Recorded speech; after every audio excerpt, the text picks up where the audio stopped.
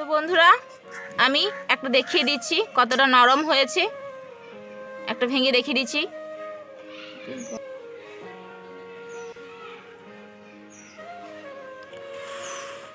ভিতরটা দেখুন কতটা সফট হয়েছে আর খেতেও ভীষণ সুস্বাদু। তো প্লিজ প্লিজ ফ্রেন্ড, আমার ভিডিও ভালো লাগলে একটা লাইক আর সাবস্ক্রাইব করে দেবেন, আর অবশ্যই বাড়িতে একবার ট্রাই করে দেখবেন খেতে কেমন হয়েছে। তো ফ্রেন্ডস, আমার এই ভিডিওটা অনেক বেশি বেশি করে শেয়ার করবেন যাতে অন্যরাও সুযোগ পায় আমার ভিডিও দেখার আর এই রেসিপিটা বানানোর। আসসালামু আলাইকুম friends, welcome to my channel Parvin's cook and blog. তো শীতের সময় আমি আবারও চলে এলাম একটা নতুন ধরনের পিঠা রেসিপি নিয়ে। আজ আমি বানাবো সাদা পোয়া পিঠা, আর এটা আমি বানাবো ময়দা এবং চালের গুঁড়া দিয়ে। আর তো প্লিজ প্লিজ ফ্রেন্ডস, আমার এই ভিডিওটা শুরু থেকে শেষ পর্যন্ত পুরোটা দেখবেন আমি কীভাবে পিঠাটা বানাচ্ছি। খুবই সহজভাবে বাড়িতে থাকা কয়েকটা উপকরণ দিয়েই আমি এটা বানিয়েছি। তো দেখুন আমি কীভাবে এগুলো বানাই। তো ভিডিওটা শুরু করছি। কষিয়ে দেবো।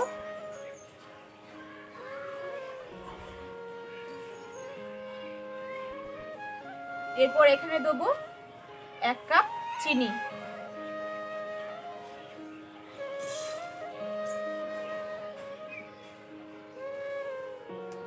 এরপর ওই কাপেরই মাপ করে দেবো 1 কাপ জল।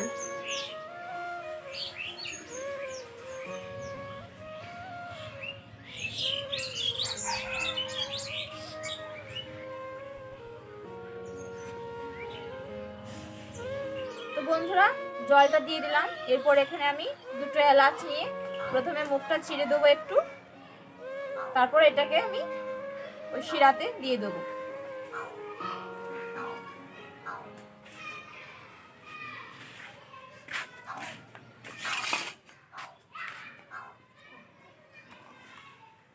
আর এই শিরাটা একবার ফুটে এলে এটাকে আমি নামিয়ে নেব। খুব ঘন করব না, একবার ফুটে গেলে এটাকে আমি উনান থেকে নামিয়ে 5 মিনিট ঠান্ডা করে নেব।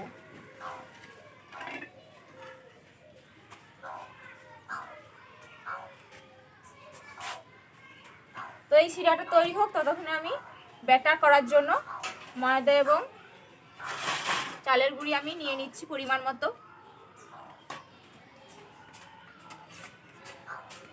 এখানে আমি এই কাপটার মাপ করে নিচ্ছি 1 কাপ চালের গুঁড়ি। এখানে আমি শুকনো চালের গুঁড়ি ব্যবহার করেছি, আপনারা যদি চান ভিজে চালের গুঁড়ি দিয়ে ওই পিঠাটা বানাতে পারেন। এরপর আমি ময়দাটা এই কাপে মাপ করে নেব।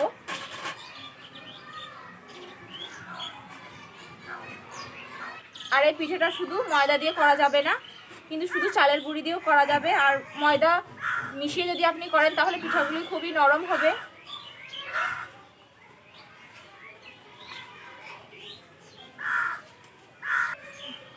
তো এখানে আমি দিয়ে দিচ্ছি 1 কাপ ময়দা।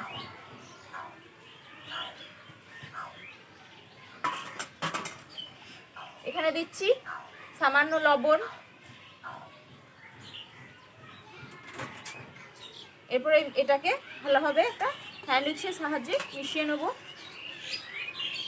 তো বন্ধুরা এখানে আমার চিড়াটা একবার ফুটে গেছে, বলক চলে এসছে। তো বন্ধুরা দেখতেই পাচ্ছেন চিড়াটা ফুটে উঠেছে, 1 মিনিট হয়ে গেছে। এরপর এটাকে আমি উনান থেকে নামিয়ে নেব। তো বন্ধুরা এখানে আমার চিড়াটা তৈরি করা হয়ে গেছে, 1 মিনিট ফুটিয়ে নিয়েছি। এরপর এটাকে আমি উনান থেকে নামিয়ে নিচ্ছি।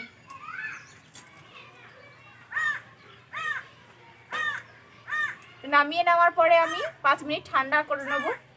কুসুম কুসুম গরম রাখবো এটাকে। তারপর এটা ওই ময়দা এবং চালের গুঁড়াতে এটা দেবো। বন্ধুরা আমার শিরাটা তৈরি করা হয়ে গেছে, আমি ঠান্ডাও করে নিয়েছিলাম। 5 মিনিট হয়ে গেছে। এরপর এটাকে আমি একটু একটু করে দেবো, পুরোটাই ঢেলে দেবো। এলাচ দুটোকে আমি ফেলে দিচ্ছি। আর এই এলাচটা আপনারা চাইলে স্কিপ করতে পারেন, যার পছন্দ দেবেন আর যার পছন্দ দেবেন না। তো আমার পছন্দ তাই আমি এখানে দিয়েছিলাম। এই দুটো আমি ফেলে দিচ্ছি। এখানে আমি পুরো শিরাটার উপরে আমি দিয়ে দেবো।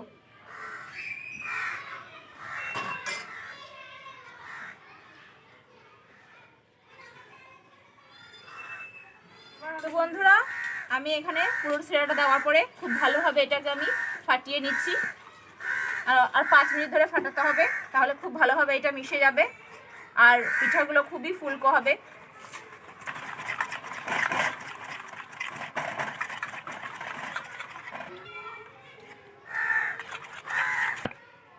তো বন্ধুরা এখানে আমার ব্যাটারটা তৈরি করা হয়ে গেছে। আমি খুব পাতলা করিনি, গাঢ় করিনি, একটু মাঝারি টাইপের ব্যাটারটা আমি তৈরি করেছি। তো এটাকে কোনো রকম রেস্টে রাখার প্রয়োজন নেই, আমি সরাসরি একটা উনানে কড়াই চাপিয়ে দেবো। এরপর তেলটাকে হালকা গরম করে নেব। তো আমি এখানে আবার একটা কড়াই বসিয়ে দিলাম, ওটাকে পরিষ্কার করে নিয়ে হালকা গরম হয়ে এলে এখানে আমি সাদা তেল দিয়ে দেবো। তো বন্ধুরা এখানে আমি আপনাদের সাথে একটা টিপস শেয়ার করছি। ব্যাটার ঠিকঠাক হয়েছে কিনা বোঝার উপায় হচ্ছে আপনি এভাবে একটু ব্যাটারটা ওপর দিকে উঠাবেন। প্রথম থেকে একটু তাড়াতাড়ি পড়বে, তারপর একটু লাস্টে আস্তে আস্তে পড়বে, তাহলে তখন বুঝে নেবেন যে ব্যাটারটা হয়ে গেছে। তো বন্ধুরা এখানে আমার তেলটা গরম হয়ে গেছে। খুব বেশি তেল গরম করার প্রয়োজন নেই, হালকা গরম তেলে এগুলোকে ভাজতে হবে।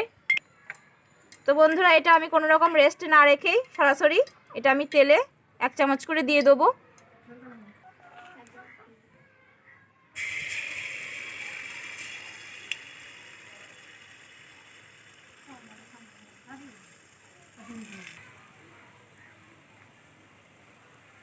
তো বন্ধুরা দেখতেই পাচ্ছেন কত সুন্দর ফুলছে এগুলো।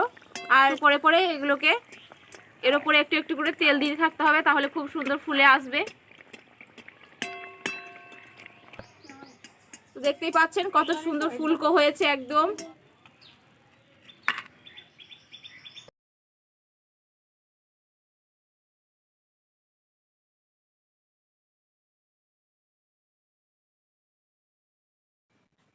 তো বন্ধুরা এই সহজ পোয়া পিঠার রেসিপিটা আপনাদের যদি ভালো লাগে তো আপনাদের কাছে আমার চ্যানেলটা সাবস্ক্রাইব করার অনুরোধ রইল, আর একটা লাইক করবেন, আর পারলে আমার এই ভিডিওটা বেশি বেশি করে শেয়ার করে অন্যদের মাঝে দেখার সুযোগ করে দেবেন।